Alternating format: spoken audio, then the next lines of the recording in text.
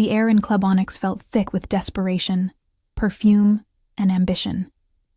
A combination that made my lungs ache as I balanced 4 martinis on my small serving tray. Bass pounded through the floorboards, vibrating up through my worn sneakers as I navigated the packed dance floor. 6 months of working double shifts at this high-end nightclub, and I still hadn't mastered the art of becoming invisible when needed. A drunk businessman swayed into my path, sloshing one of the drinks over my knuckles. The sticky liquid ran down my wrist, soaking the sleeve of my only decent black blouse. "Sorry about that," I muttered, though it wasn't my fault. No one heard me anyway. The club's VIP section loomed ahead, a raised platform separated from the main floor by velvet ropes, and 2 men with earpieces who never smiled. The hostess, Vanessa, had warned me during training never to make eye contact with the VIP guests. "They don't want to know you exist unless they need something," she'd said with practiced indifference. Especially on Thursdays. Thursdays. The night when the real owner of Club Onyx sometimes made an appearance. I'd seen him only twice before. Glimpses, really. A dark silhouette surrounded by an entourage of men in expensive suits, women with glittering jewelry, all of them leaning toward him like flowers seeking sunlight. My co-worker Tina called him Alessio the Beautiful. Though never within earshot of management, she'd whisper stories during our breaks. How at 29, he controlled half the city's nightlife. How people who crossed him disappeared. How his family had old-world connections that made even the police keep their distance. I didn't want to know more. I just needed this job to pay my rent and my brother's mounting medical bills. One of the security men recognized me and unhooked the velvet rope without a word. I kept my eyes down as I carefully placed each glass on the glass-top table. 4 martinis, I said softly, backing away before anyone could complain about the spilled drink. Wait. The single word froze me in place. My heart began hammering against my ribs as I lifted my gaze, just slightly. The table was occupied by 3 women and a man I'd never seen before. They were all beautiful in that polished, expensive way, but the man, he pulled all the light in the room toward him. Dark hair swept back from a face that belonged on Renaissance paintings. Sharp cheekbones, and eyes so dark they seemed to absorb rather than reflect the club's flashing lights. His suit was impeccable, unbuttoned just enough to reveal a glimpse of tanned skin and what looked like the edge of a tattoo. He wasn't looking at me. His attention was fixed on his phone, but his free hand was raised in my direction, one finger extended in an unmistakable command to stay. "Sir?" My voice emerged as barely more than a whisper. "The drink is wrong," one of the women said, gesturing to her glass with a dramatic wave of crimson nails. "I ordered a dirty martini. This isn't dirty." I swallowed. "I'm sorry. I'll get a replacement right away." The man still hadn't looked up. "What's your name?" he asked, his voice smooth and accented. Italian, I thought, though softened by American education. "Emma," I answered, then immediately regretted giving my real name. His dark eyes finally lifted from his phone, meeting mine with an intensity that made my stomach drop. His gaze traveled slowly down my face, lingered on my lips, then continued down to my drink-stained sleeve. Something flickered in his expression. Annoyance, perhaps, or curiosity. "Emma?" he repeated, as though tasting the word. "Bring the correct drink. And?" He paused, his eyes moving to the woman who had complained, then back to me. "Bring yourself a replacement shirt from wherever the staff keeps such things. That one is ruined." It wasn't a suggestion. I nodded quickly and backed away, nearly bumping into another server in my haste to escape that magnetic gaze. In the staff room, my hands trembled as I changed into one of the spare uniform shirts. It was too tight across my chest, but I had no choice. Tina found me there, fixing my hair in the small spotted mirror. "You okay?" "You look like you've seen a ghost," she said, reapplying her lipstick. "I'm fine. Just had an encounter with a VIP," I replied, trying to sound casual. Tina's eyes widened. "Which one? Wait, is he here tonight?" I nodded, and she grabbed my arm. "Emma, listen to me. If it's who I think it is, be careful. Alessio Vitale isn't just any VIP. Dangerous, I know. Connected, blah blah. I said, attempting a laugh that sounded hollow even to my ears. Don't worry. I'm just replacing a drink, and then I'm back to my regular section. Tina didn't look convinced, but our manager appeared in the doorway, scowling. Martinez, break's over. Russo, there's a dirty martini order for the VIP section. Move it. The night continued in a blur of orders, drunk patrons and aching feet. I delivered the replacement martini without incident, relieved to find the dark-eyed man deep in conversation with someone new. A hard-faced older gentleman who seemed to command even more deference from the security staff. I slipped away unnoticed, returning to the relative safety of my assigned section. It was nearly 2 a.m. when things began to go wrong. The club was still packed, the dance floor a writhing mass of bodies. I was collecting empty glasses when I felt a hand clamp around my wrist. "Dance with me, beautiful," a man slurred, his breath hot with whiskey against my ear. "I'm working, sir," I said firmly, trying to pull away. "Please let go." His grip tightened painfully. "One dance. Don't be such a tease." "I'm not a tease, I'm a server," I snapped, frustration momentarily overriding caution. "And you're hurting me."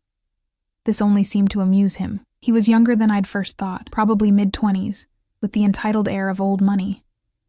Feisty. "I like that," he said, pulling me closer despite my resistance. "Let go of my arm," I said, louder this time, looking around desperately for security. But in the packed club, with music blasting, no one seemed to notice my predicament. The man leaned in, his mouth uncomfortably close to my neck. "I've been watching you all night, prettiest girl in this place, wasting time serving drinks." I tried to step back but bumped into someone behind me. The crash of breaking glass told me I'd knocked someone's drink from their hand. Perfect. Now I'd have to pay for that too. "Sorry, I began, turning to apologize to whoever was behind me. The words died in my throat, standing just inches away, radiating a cold fury that seemed to create a bubble of silence around us despite the pounding music, was Alessio Vitale. Behind him, 2 of his suited guards watched impassively. "Problem here?" he asked, his gaze moving from my face to the hand still gripping my wrist. The drunk man's smile faltered. "No problem, man. Just asking for a dance." Alessio's expression didn't change, but something in the air shifted, became charged with danger. "She's working," he said quietly, too quietly for anyone but the 3 of us to hear.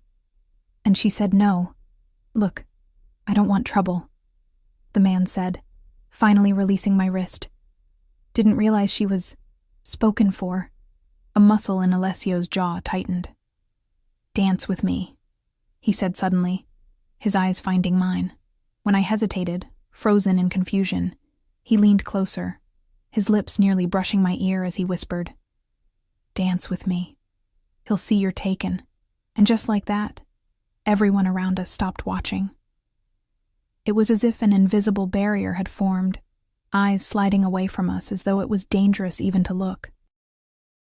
The drunk man melted into the crowd, and Alessio's guards stepped back, creating a small pocket of space on the crowded floor. Before I could process what was happening, his hand was on my waist, warm and steady through the thin material of my shirt.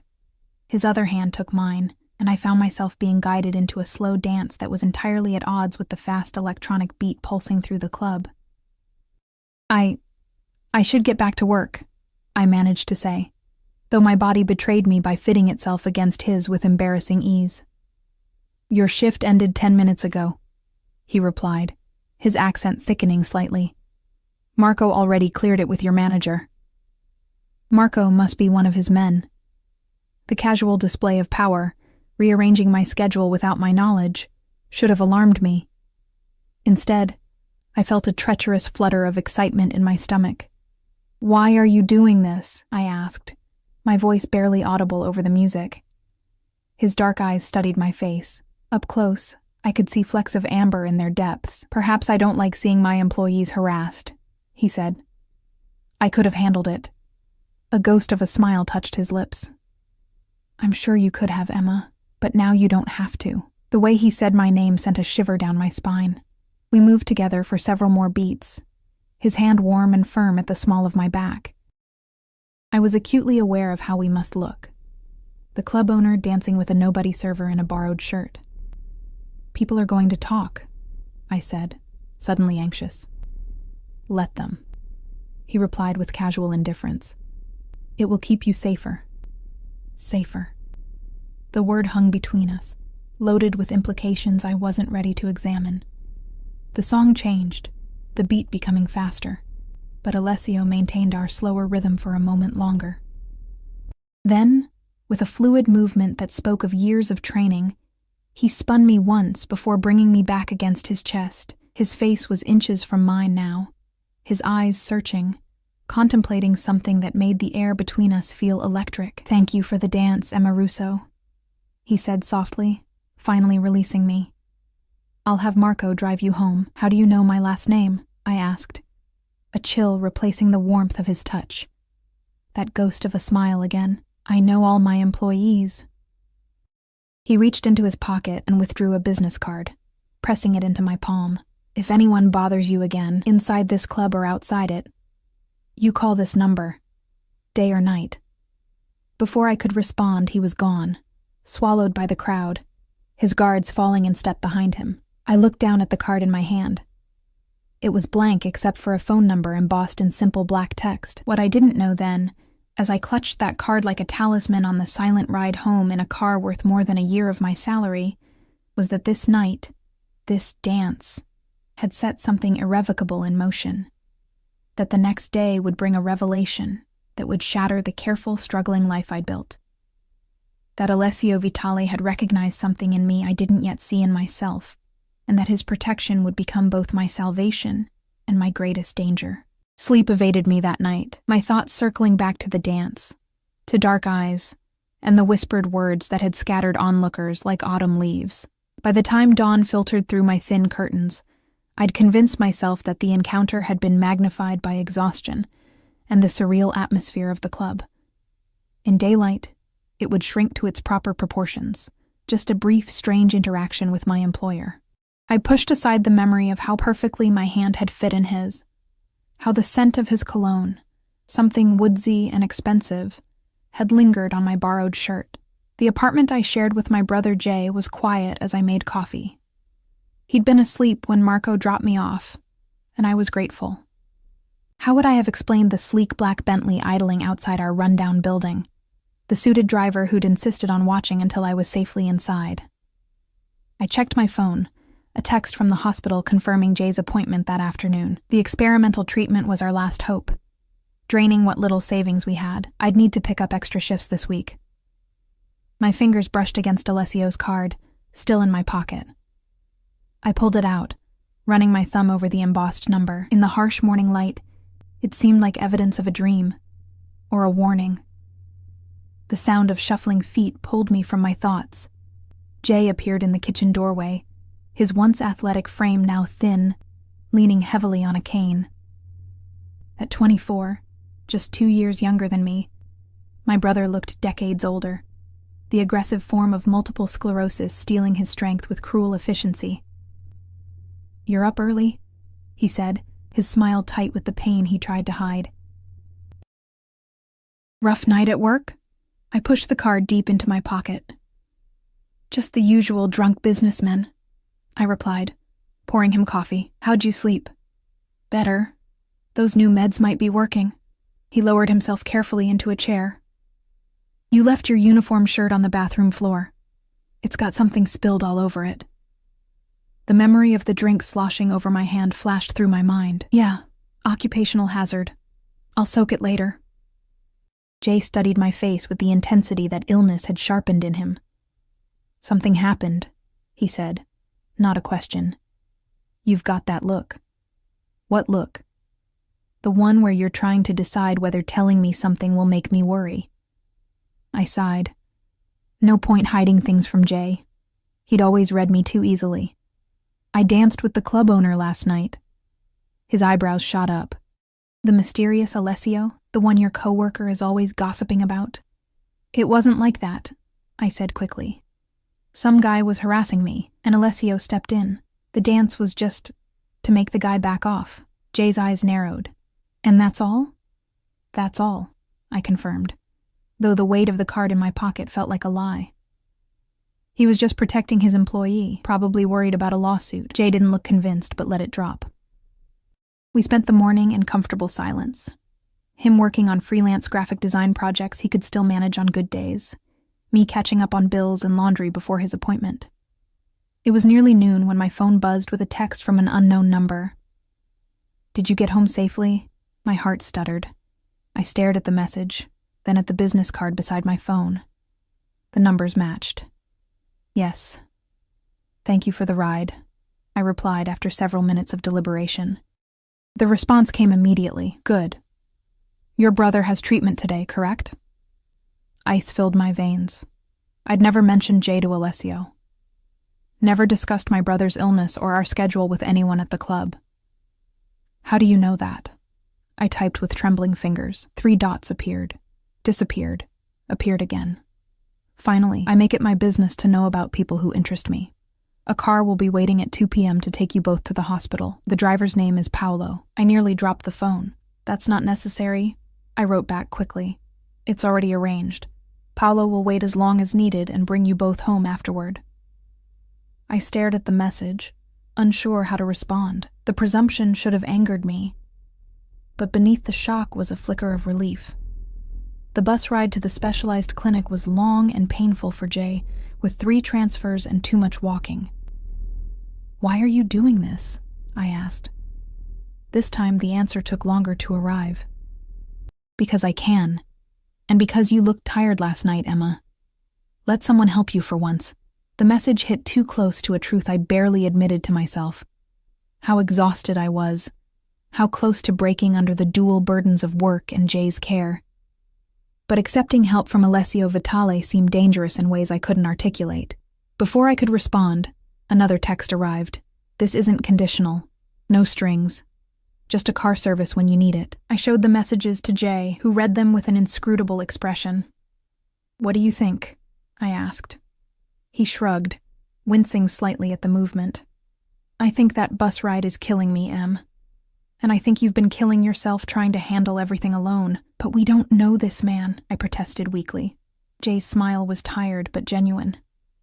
"We know he owns half the city and apparently has a soft spot for my stubborn sister. As far as guardian angels go, we could do worse." So at exactly 2 o'clock, we found ourselves being helped into a Mercedes by a quiet, professional man who introduced himself as Paolo. The car's interior was cool and spotless, the ride so smooth that Jay dozed off, his features relaxed for the first time in days. The hospital staff didn't blink at our arrival by private car. They'd seen weirder things. "Doctor." Patel greeted us with her usual calm efficiency, guiding Jay to the treatment room while I settled in the waiting area with a dog-eared magazine. An hour passed. I was halfway through an article about summer fashion when I sensed someone sit beside me. The familiar scent registered before I looked up. Woodsy cologne, subtle but distinctive. Alessio Vitale looked different in daylight. More human somehow, though no less intimidating. His suit was lighter today, impeccably tailored gray that made his olive skin glow. His dark hair was styled away from his face, revealing a small scar near his left temple that I hadn't noticed in the club's dim lighting. "Ms. Russo," he said, his voice that same smooth blend of Italian and American that had haunted my dreams. "How is your brother doing?" I closed the magazine, buying time to compose myself. "The treatment takes about 3 hours. We won't know if it's working for a few more weeks." I paused, then asked the question burning in me. "Why are you here?" He studied me with those dark eyes. "I wanted to make sure the car service was satisfactory. You could have texted." A smile touched his lips, genuine this time. "Yes, I could have." We sat in silence for a moment. Around us, the hospital buzzed with activity, nurses hurrying past, families whispering in corners, the antiseptic smell mingling with coffee from the nearby cafeteria. "How much do you know about me, Ms. Russo?" he asked suddenly. The question caught me off guard. "Only rumors," I admitted. "That you own clubs, that you're connected, that people who cross you regret it." He nodded, unsurprised. "And does that frighten you? Should it?" His eyes held mine. "Not if you're not planning to cross me." A nurse approached before I could respond, handing me a clipboard with insurance forms. I scanned them with practiced dread, my stomach sinking at the numbers at the bottom.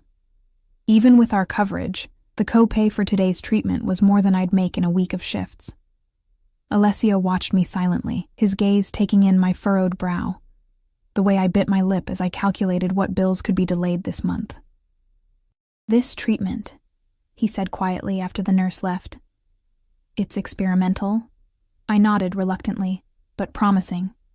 They've seen improvement in patients with Jay's type of progression, and expensive. It wasn't a question, but I answered anyway. Very.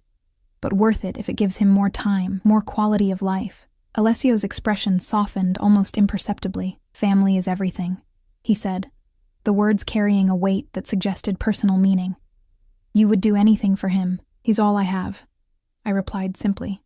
Something flickered in his eyes, recognition perhaps, or respect. He reached into his jacket and withdrew a slim leather wallet. Before I realized his intention, he had extracted several crisp bills and was placing them on top of my clipboard. "I can't accept that," I said immediately, heat rising to my face. "It's not charity," he replied, his tone leaving no room for argument. "Consider it an advance. You'll work extra shifts at the club to cover it if your pride demands, and if I refuse?" His smile returned, sharper this time. "You won't. You're practical, Emma. And this isn't about you. It's about your brother." He was right, which only fueled my irritation. The money would cover today's treatment and next week's, giving me breathing room I desperately needed.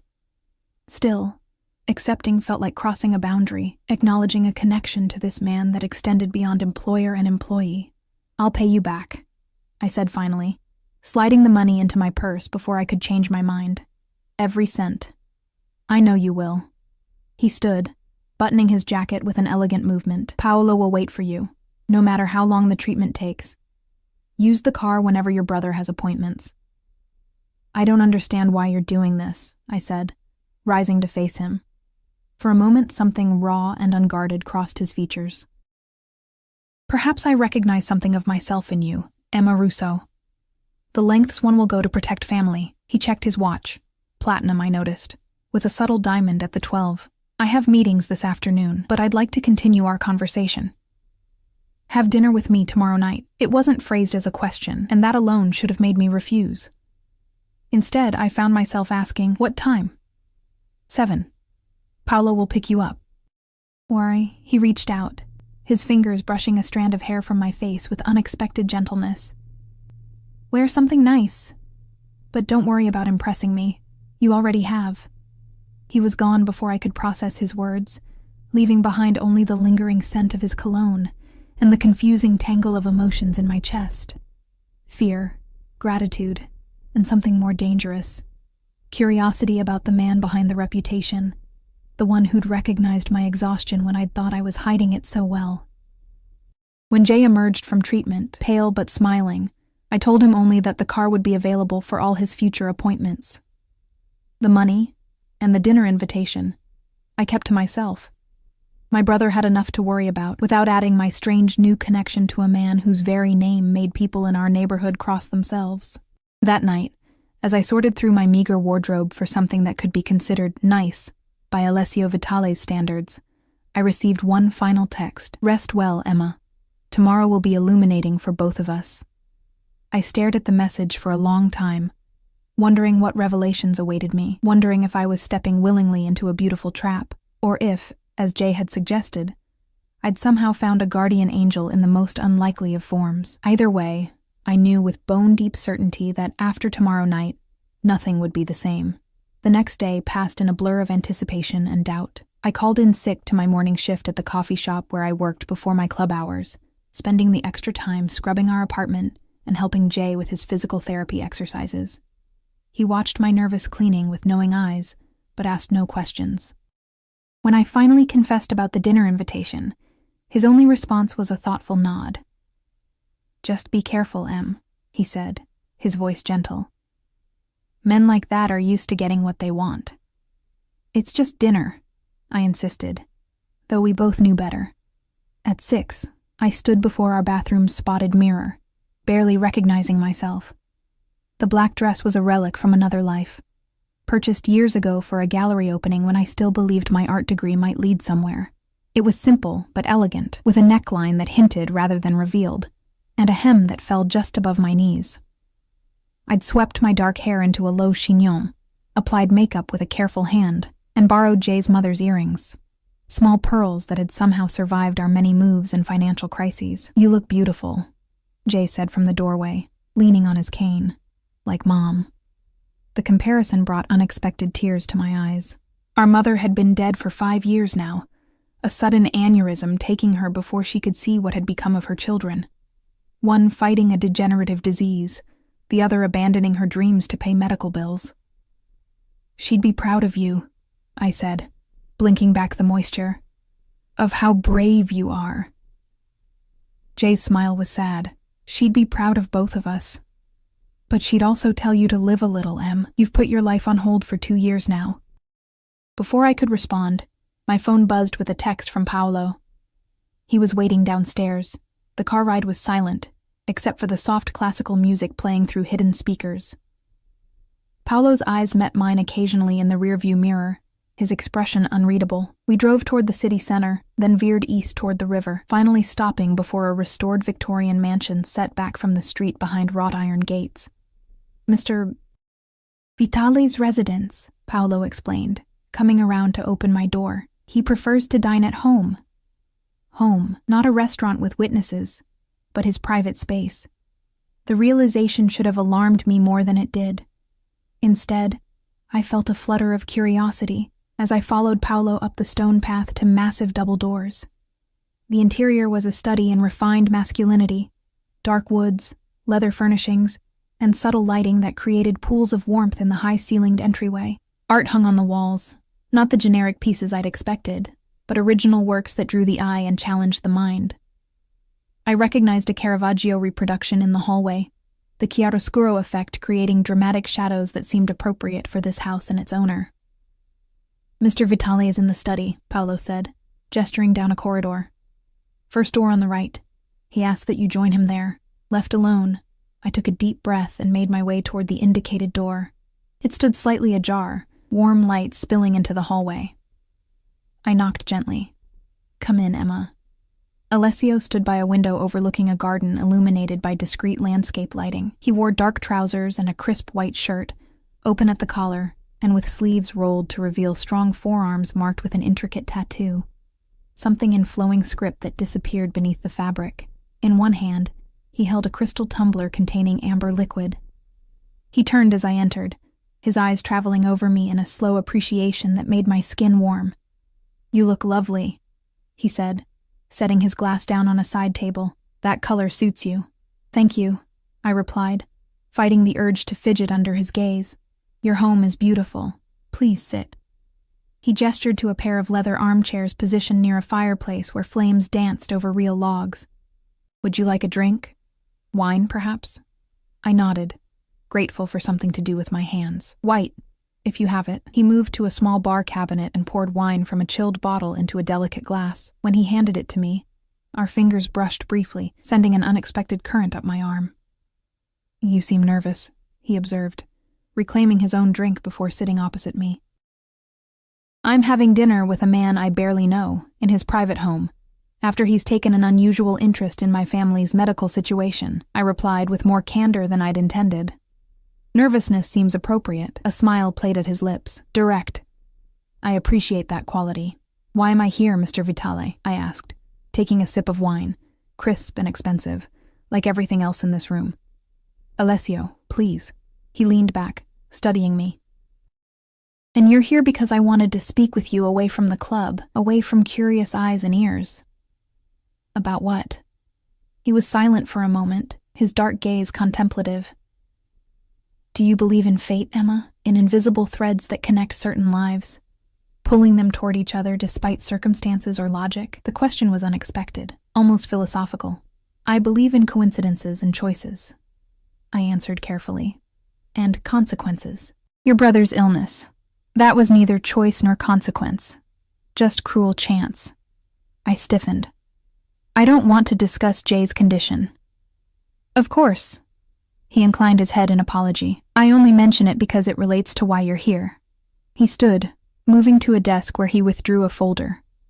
Before we continue, however, dinner awaits. Shall we? He led me through the house to a dining room where a table had been set for two with fine china and silver. A middle-aged woman with a severe bun but kind eyes served us. A meal of delicate pasta, roasted vegetables, and tender fish that would have cost me 3 days' wages at a restaurant. Throughout dinner, Alessio kept the conversation deliberately light, asking about my background, my education, my interests before life had narrowed my focus to survival. He listened with genuine attention as I reluctantly shared fragments of my former self, the art student with dreams of gallery showings, the girl who'd once backpacked through Italy on a scholarship program, sketching piazzas and churches. You've been to my homeland, he said, seeming pleased. Where? Florence, Rome, Naples, smaller towns in Tuscany, I replied, warming to the subject despite myself. I fell in love with the light there, the way it changes the colors of the buildings throughout the day. And yet you ended up serving drinks in a nightclub. There was no judgment in his tone, only curiosity. I traced the rim of my wine glass. Life happens. Dreams adjust. Or get deferred, he suggested. Not abandoned. When the meal concluded, he suggested we return to the study. The folder still lay on his desk, untouched but impossible to ignore. Once we were seated again by the fire, he finally reached for it. Emma, what I'm about to tell you may seem unlikely, he began, his accent thickening slightly. But I ask that you hear me out completely before responding. I nodded, tension coiling in my stomach. 2 months ago, one of my businesses was robbed. Not money, information. Data about my personal accounts, my family connections, certain sensitive business arrangements. His expression darkened. The thief was someone I trusted, someone who had been with my organization for years. I shifted uncomfortably. I don't understand what this has to do with me. The man's name was David Russo, Alessio said quietly. Your father. The room seemed to tilt around me, the wine in my stomach turning to acid. That's impossible, I whispered. My father died in a car accident when I was 12. Alessio opened the folder and withdrew a photograph, placing it on the table between us. The image showed a man in his 50s, with the same dark hair and eyes I saw in the mirror every day. Despite the years, I recognized him instantly. This was taken 4 weeks ago, Alessio said gently. Your father didn't die, Emma. He abandoned your family and created a new identity. He's been working for me for the past 8 years as Michael Conti, my financial administrator. My hands trembled as I reached for the photograph. No, I said, but the denial was hollow. The resemblance was undeniable. The slight cleft in the chin, the distinctive arch of eyebrows that Jay and I had both inherited. This can't be real. I discovered his true identity during our investigation into the theft, Alessio continued. When we tracked his movements, we found he'd been making anonymous donations to a hospital account. Your brother's account. The room spun faster. My father, alive all these years, sending money for Jay's treatment, but never showing his face, never acknowledging us. Why are you telling me this? I asked, my voice breaking. Alessio leaned forward, his eyes intent on mine. Because Michael, disappeared 3 days ago with the information he stole. And I believe he's in danger. The data he took, there are others who would kill to obtain it. People even I can't fully control. You expect me to help you find him? The question emerged as a harsh laugh. The father who let us believe he was dead? Who watched from a distance while his son suffered, while I dropped out of school to work 3 jobs?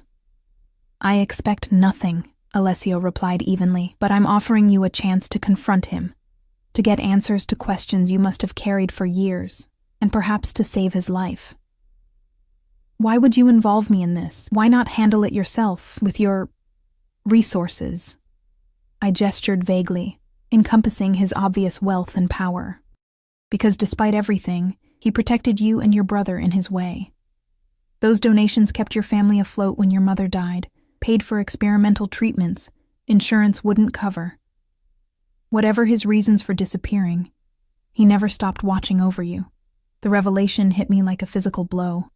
All those mysterious insurance approvals, the charitable foundation contributions that had arrived at critical moments. They hadn't been random acts of kindness from strangers.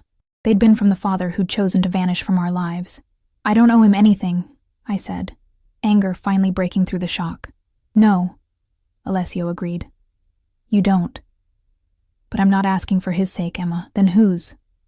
Yours. His gaze held mine, surprisingly gentle. Closure has value, so does truth, no matter how painful. I stood abruptly, needing space, air. The weight of revelations pressing against my chest made it difficult to breathe. I need to think. It's too much. Alessio rose as well, keeping a respectful distance. Of course. Take all the time you need. Paolo will drive you home whenever you're ready. I moved to the window, staring blindly at the garden below. My mind raced with fragmented memories. My father's laugh, the way he'd taught me to hold a paintbrush, his absence at my high school graduation, at my mother's funeral, at Jay's diagnosis.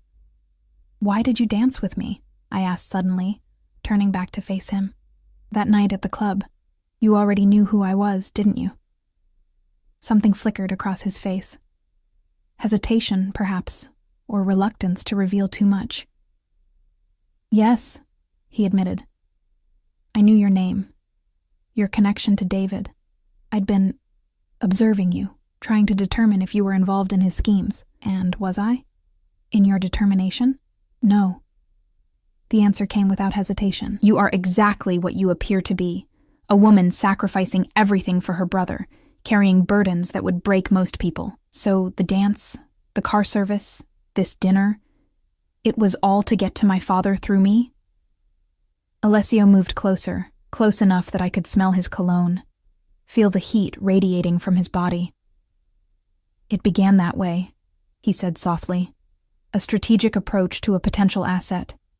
But the moment you looked at me in the club, something changed. The calculation became complicated. Complicated how? My voice was barely above a whisper. His hand rose to my face, fingers tracing the curve of my cheek with a gentleness that belied his reputation. I found myself caring about your welfare beyond its usefulness to me. It's not a feeling I'm accustomed to. Emma Russo. The admission hung in the air between us, charged with implications neither of us seemed ready to examine. His eyes dropped to my lips, and for a breathless moment, I thought he might kiss me. Part of me, a reckless, hungry part I'd suppressed for too long, wanted him to. Instead, he stepped back, composure returning like a mask sliding into place. I'll have Paolo take you home. Consider what I've told you. If you wish to help find your father, call the number I gave you. If not, he shrugged, a gesture too elegant to be casual. The car service for your brother's appointments will continue regardless. No strings, as promised. In the car, watching the lights of the city blur through tinted windows, I turned the photograph over and over in my hands. My father, older, dressed in expensive clothes I couldn't have imagined him wearing, but unmistakably the man whose death I'd mourned for 14 years. I thought of Jay, who had only vague memories of our father, who had built a mythology around the man he barely remembered. How would this truth affect him? And what did it say about me that despite the shock and anger, a part of me still yearned to see my father again, to demand the explanations we deserved? Paolo's voice broke through my thoughts. Ms. Russo, we've arrived. I looked up to see my apartment building, shabby and ordinary, after the opulence of Alessio's world. Before I could open my door, Paolo spoke again. If I may, he said, his accent thicker than Alessio's. The boss doesn't involve himself personally with business matters often. When he does, it means something. Our eyes met briefly in the rearview mirror. What are you saying? That whatever he's told you tonight, there's more to his interest than he's admitted, even to himself, perhaps. Paolo's expression remained professional, but his eyes held a warning. Or was it encouragement? Be careful with your heart, Ms. Russo. But know that when Alessio Vitale offers protection, nothing in this city can touch what he claims as his. I stepped from the car into the cool night air, Paolo's words echoing in my mind. What he claims as his. The possessiveness of the phrase should have repelled me. Instead, As I climbed the stairs to face Jay, and the impossible truth I now carried, I felt an unsettling warmth at the idea that Alessio Vitale might see me as someone worth claiming. And as dangerous as that feeling was, it paled beside the storm that would erupt when I told my brother our father was alive, in trouble, and somehow entangled with one of the most powerful and feared men in the city. Jay was still awake when I entered our apartment, the television flickering silently in the dim living room. One look at my face and he straightened, muting the program. "What happened?" he asked, his voice tight with concern. I sank onto the couch beside him, the photograph clutched in my hand. For a moment, words failed me. How do you tell someone that the foundation of their understanding of their own life is built on a lie? "Emma, you're scaring me," Jay said, reaching for my hand. I passed him the photograph wordlessly. He stared at it, confusion clouding his features before slow recognition dawned. The resemblance between Jay and our father had always been stronger than mine. The same jawline, the same way their eyes crinkled when they smiled. "Is this?" he whispered, unable to complete the question. "Dad," I confirmed, my voice hollow. "Taken 4 weeks ago." Jay's hand trembled as he traced our father's face in the image. "How? Where did you get this?" I told him everything. About Alessio's revelation, about our father's new identity, about the theft and the danger, about the money that had mysteriously appeared for his treatments over the years. Jay listened in stunned silence, tears gathering in his eyes but not falling. "He's been alive this whole time," he said finally, his voice breaking, watching us from a distance, but never showing his face, never holding Mom's hand when she was dying, never seeing what this disease has done to me. The raw pain in his voice broke something in me. I pulled my brother into an embrace, feeling his tears dampen my shoulder. We stayed that way for a long time, mourning not just the father we thought we'd lost years ago, but the father who'd chosen to abandon us. "What are you going to do?" Jay asked when we finally separated, wiping his eyes with the back of his hand. "I don't know," I admitted. "Alessio wants me to help find him. He thinks I might know something or that Dad, Michael, might contact me." Jay's expression hardened. "And what does the great Alessio Vitale get out of this arrangement?" "The information Dad stole, I suppose," I said, though Alessio's motivation suddenly seemed more complex than I'd initially understood. "And maybe closure for whatever business relationship they had." "And what do we get?" Jay asked, voicing the question I'd been turning over since leaving Alessio's mansion. Besides reopened wounds, I had no answer for him. Outside our window, a siren wailed in the distance, a reminder of the city continuing around our private upheaval. My phone buzzed with a text, but I ignored it.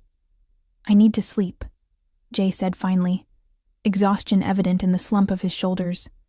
"We both do. Tomorrow we can decide what to do with this." He gestured at the photograph still clutched in his hand, unable to set it down despite the pain it caused. That night, sleep eluded me again. I tossed in my narrow bed, mind racing between the father who had abandoned us and the enigmatic man who had brought him back into our lives. Near dawn, I reached for my phone, checking the message I'd ignored earlier. It was from Alessio. "I understand tonight was difficult. Take tomorrow off. The club manager has been informed." The presumption of his words, taking over my schedule again without consultation, should have irritated me. Instead, I felt an unwelcome flutter of gratitude. A day to process, to decide. Another small kindness wrapped in the trappings of control. I typed back, "Thank you. I need time." His response came immediately, suggesting he'd been awake as well. "Time is the one luxury I'm not certain we have. Your father's information has begun to circulate. When certain parties realize what he's taken, the danger increases exponentially." I stared at the words, a chill running through me. "Are you saying they'll kill him?" "I'm saying there are powerful interests involved. Interests even I must negotiate with carefully." The admission of limitation from a man like Alessio carried its own warning. I sat up, suddenly alert. "Why tell me this now?" There was a longer pause before his reply. "Because I've had reports of someone watching your building tonight." Someone who isn't one of mine. My blood froze. I moved to the window, carefully peering through the blinds at the street below. In the pre-dawn gloom, a dark sedan was parked across the street, its windows tinted, engine off, but a faint glow of a cigarette visible inside. "I see the car," I texted with shaking fingers. "Don't approach it. Paolo is 2 minutes away. Pack essentials for yourself and your brother. You're not safe there anymore." Panic surged through me. "We can't just leave. Jay has treatment tomorrow. He needs—" "Everything will be arranged," came the swift response. "Emma, trust me, your father's enemies now see you as leverage. They'll use you to draw him out." The word trust hung in my mind as I rushed to wake Jay, explaining in hurried whispers as I helped him dress, as I threw clothes and medications into bags. Trust Alessio Vitale, a man I barely knew, whose world operated by rules I didn't understand. But what choice did we have, if even half of what he'd told me was true? Staying put was no longer an option. Paolo arrived as promised, accompanied by another suited man who scanned the street professionally before ushering us into the waiting car. Jay, pale and confused but trusting my judgment, leaned heavily on my arm as we descended the stairs for what I somehow knew would be the last time. "Where are we going?" I asked Paolo as we pulled away from the curb, the dark sedan still ominously present across the street. "A secure location," he replied, eyes constantly checking the mirrors. "Mr." Vitale's instructions were explicit. "You and your brother will be protected until the situation is resolved." The secure location turned out to be a modern high-rise on the river, its lobby staffed by security guards who didn't blink at our arrival. The apartment Paolo led us to occupied half the 20th floor, its floor-to-ceiling windows overlooking the city lights just beginning to fade in the approaching dawn. "Mr.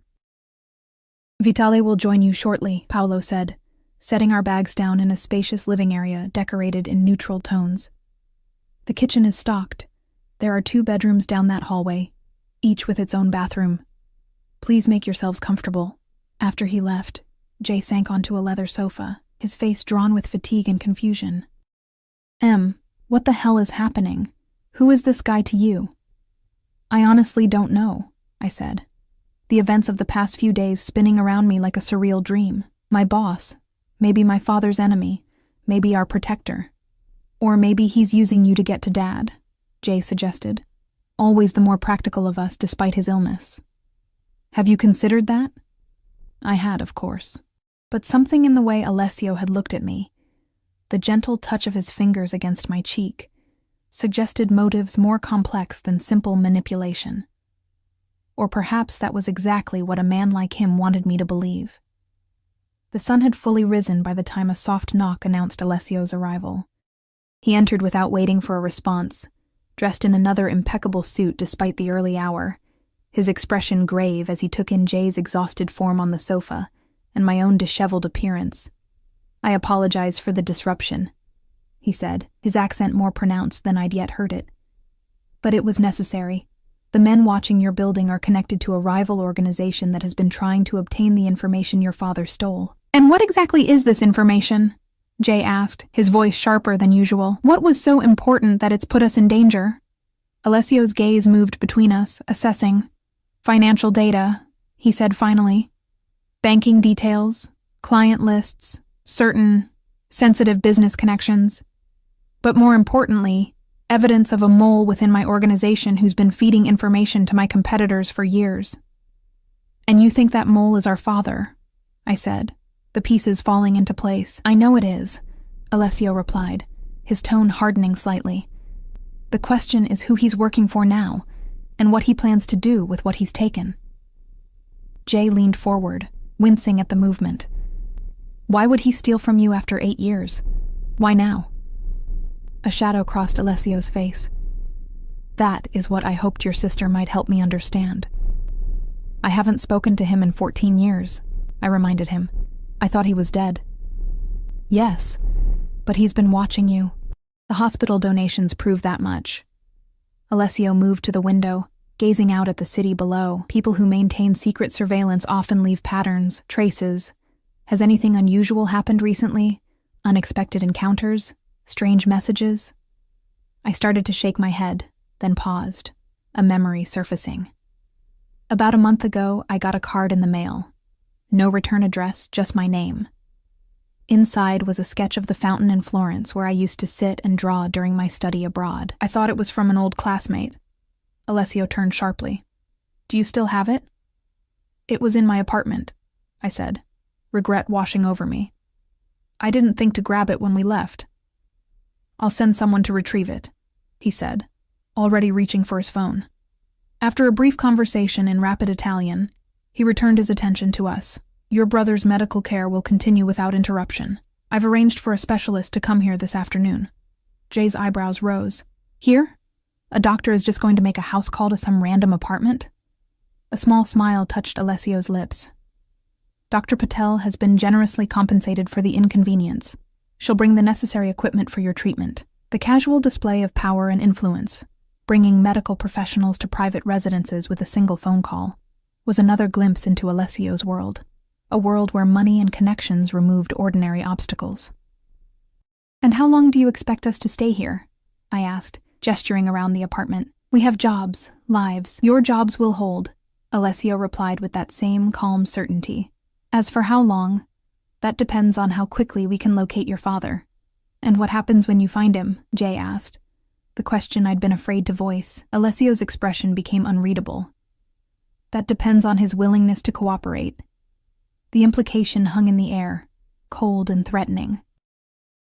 For the first time since meeting him, I glimpsed the man behind the polished exterior, the one who inspired fear with just his name. If you hurt him, I began. I have no desire to hurt David Russo, Alessio interrupted, his voice surprisingly gentle. Despite his betrayal, he served me well for many years. But the information he's taken puts many people at risk, including the two of you. Recovering it is my priority. Jay struggled to his feet, swaying slightly. I need to rest, he said, exhaustion evident in every line of his body. Emma can fill me in later. I helped him to one of the bedrooms, settling him on a bed more luxurious than any he'd slept on in years. When I returned to the living room, Alessio stood exactly where I'd left him, watching the city with a contemplative expression. You're using us as bait, I said quietly, closing the bedroom door behind me. Hoping he'll reach out, try to contact us now that we're in your custody. Alessio turned, something like admiration flashing in his dark eyes. Yes, he admitted.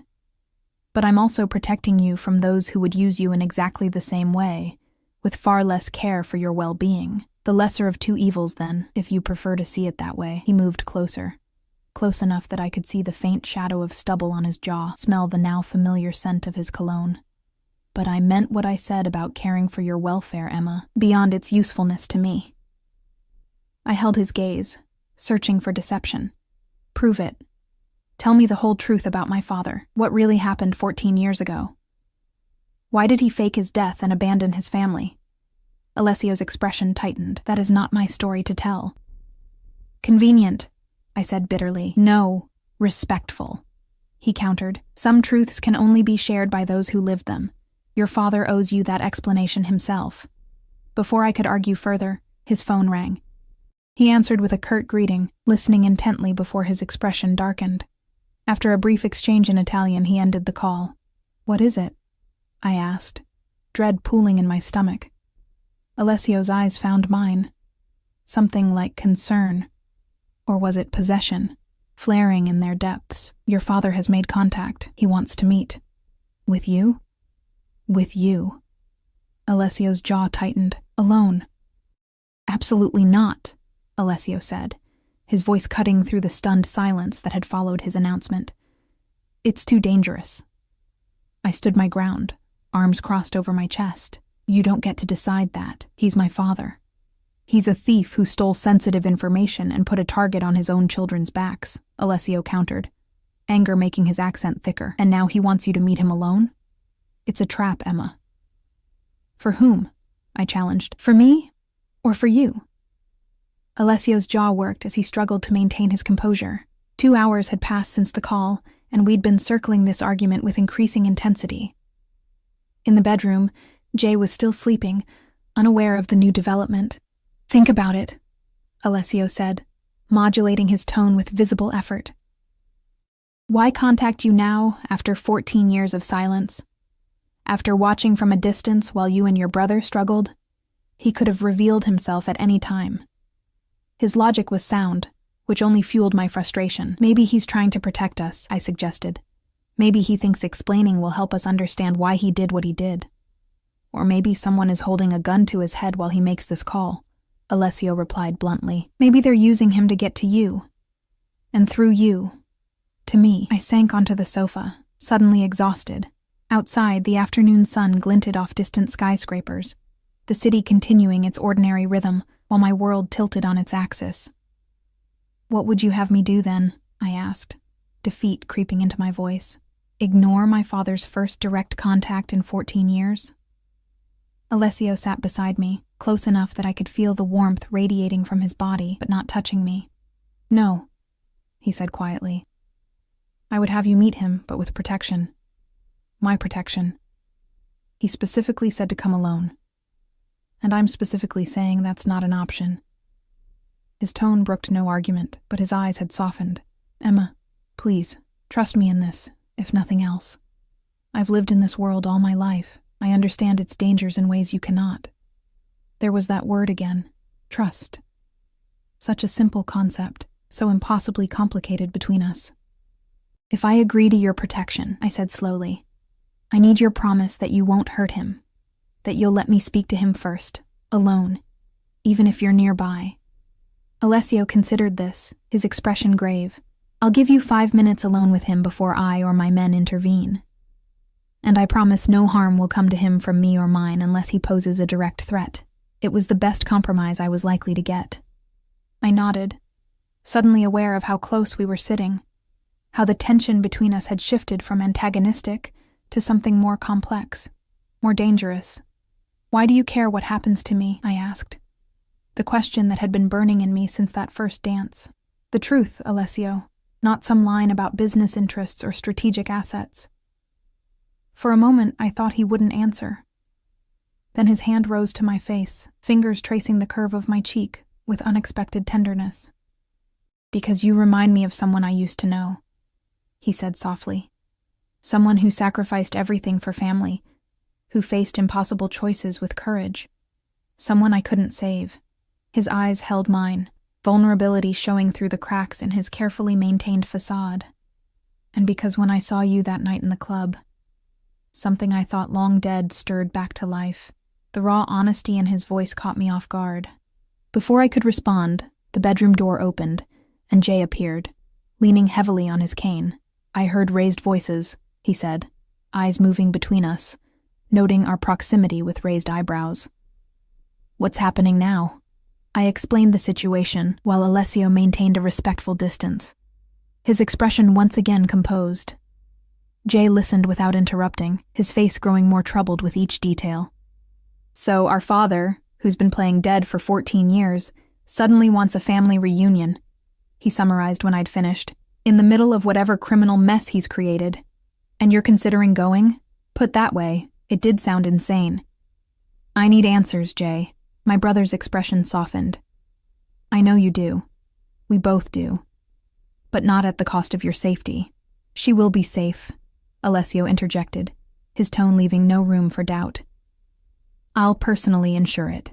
Jay studied him with unexpected intensity. Why?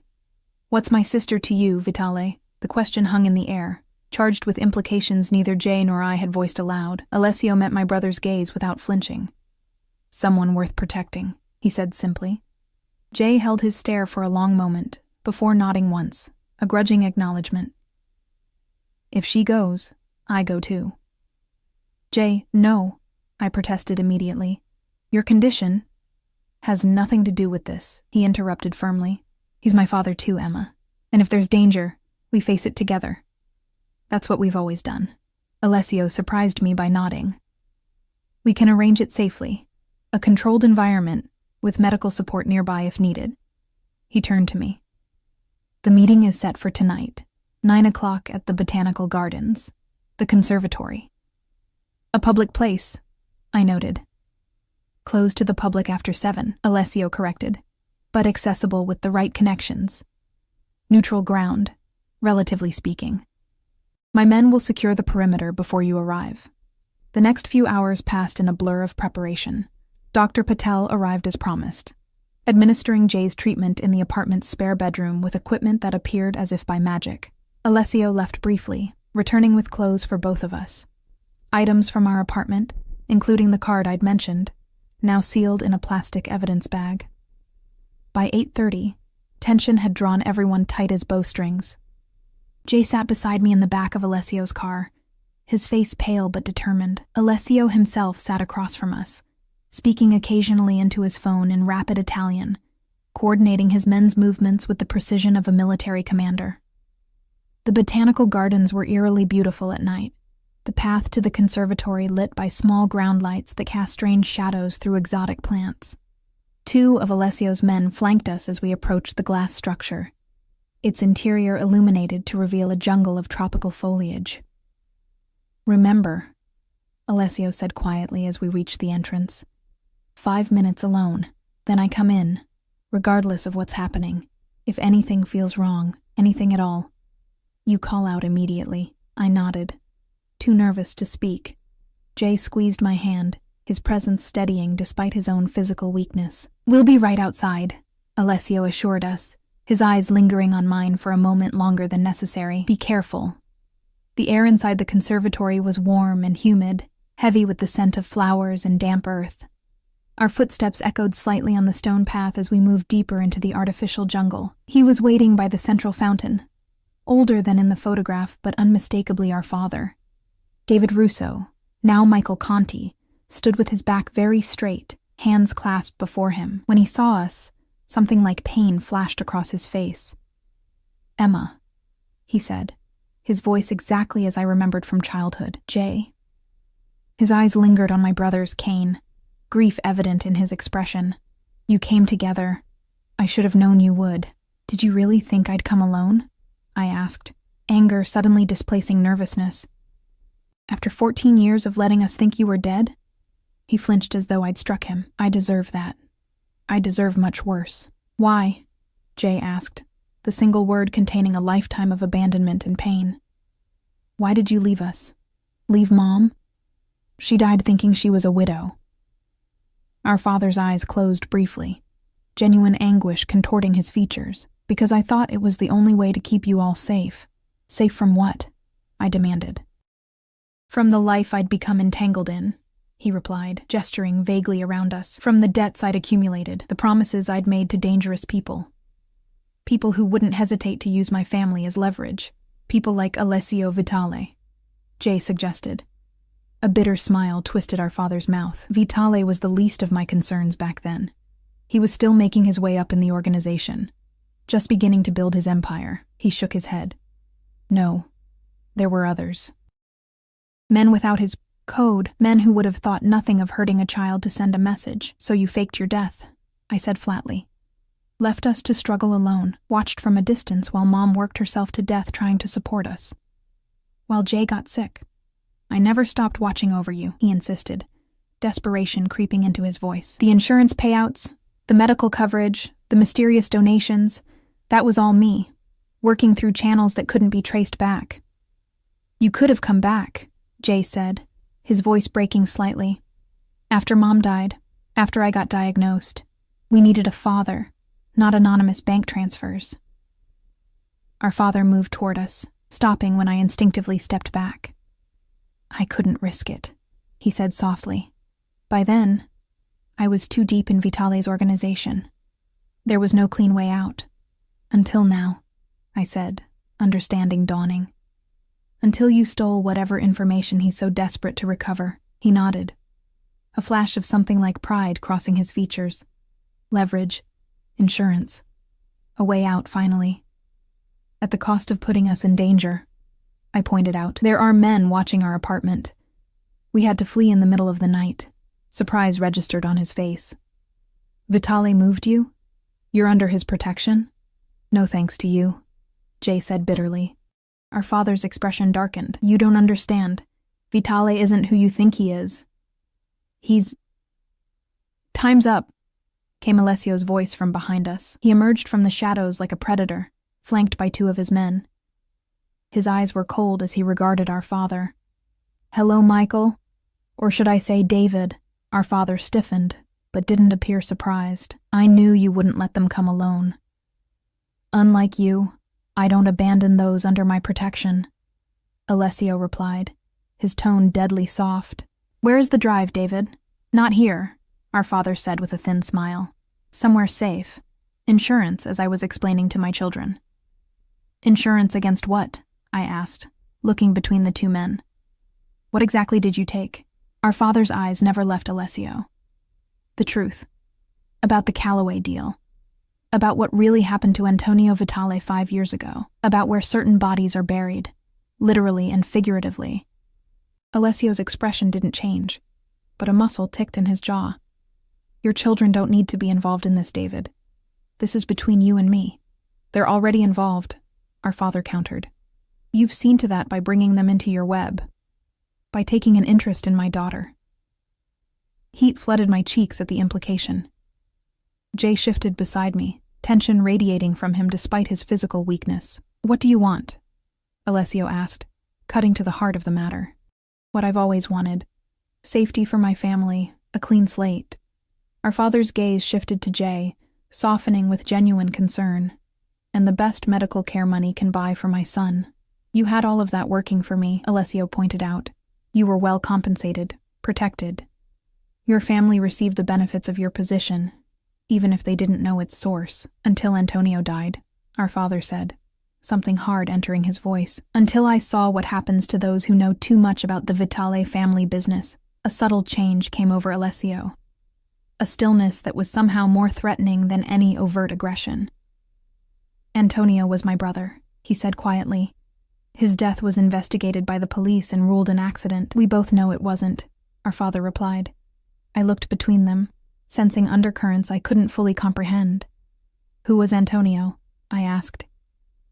My older brother, Alessio said without looking away from our father. He died in a car accident 5 years ago. The same accident that befell 3 other people who knew about Callaway that year, our father added. Quite the coincidence. Alessio's men tensed, hands moving subtly toward weapons concealed under their jackets. The air in the conservatory seemed to thicken, danger humming like electricity. Stop, I said suddenly, stepping between the two men. Both of you. This isn't helping anyone. To my surprise, both men fell silent, their eyes shifting to me. Dad, I said, the word strange on my tongue after so many years. Whatever you think you're doing, this isn't the way. You can't blackmail your way to safety, and you can't make up for 14 years of absence with one grand gesture. Emma, he began, but I cut him off. No. You don't get to explain away what you did to us. To Mom, I took a deep breath, steadying myself. But I also don't want to lose you again, now that I know you're alive. So whatever this is, whatever you've done, fix it. Find another way. I turned to Alessio, whose dark eyes watched me with an intensity that made my heart race. And you. If you care for me at all, like you claimed, then find a resolution that doesn't end with my father dead or disappeared again. I've lost him once already. I won't survive losing him twice. Something shifted in Alessio's expression. Respect, perhaps, or admiration. He inclined his head slightly, a gesture that somehow conveyed more than words could have. A compromise, then, he said, addressing our father but keeping his eyes on me. Return what you've taken, David, all of it. In exchange, you have my word that no harm will come to you. You'll be free to have a relationship with your children, under certain conditions. What conditions? Our father asked suspiciously. You'll relocate, somewhere safe but distant. Your contact with Emma and Jay will be open but monitored, at least initially. And you'll sign documents ensuring your silence about certain matters. Alessio's voice was businesslike, but his eyes, still on mine, held something warmer.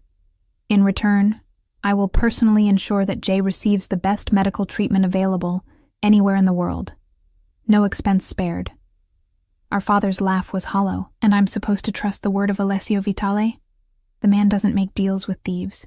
He eliminates problems. He'll keep his word, I said, with a certainty that surprised even me, because breaking it would mean losing me. And for whatever reason, he doesn't want that to happen.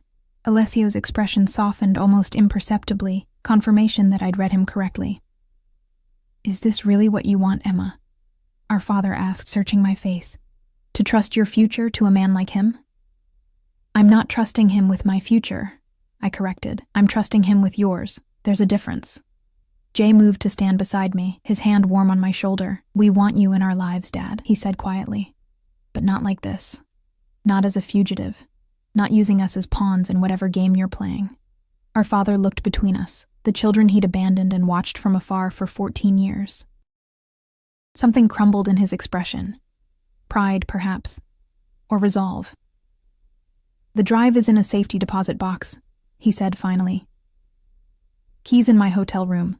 The code to decrypt the files is Jay's birthday." Alessio nodded to one of his men, who slipped away silently to retrieve it. "So, that's it?" our father asked bitterly. "I just surrender everything I've built over 14 years on your word?"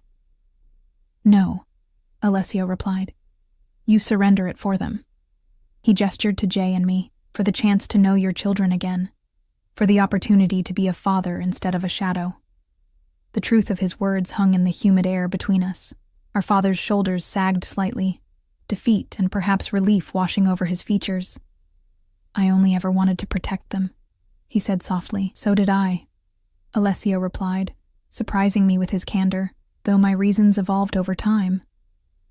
Their eyes met in a moment of unexpected understanding, two men from different worlds, united briefly by a shared purpose. Then Alessio turned to me, his expression softening. "It's done," he said simply. "Your father will be relocated once we verify the information. You and Jay will have his new contact details. The arrangements for Jay's treatment will begin immediately." "And us?" I asked, the question encompassing more than I could articulate. Alessio's smile was small but genuine.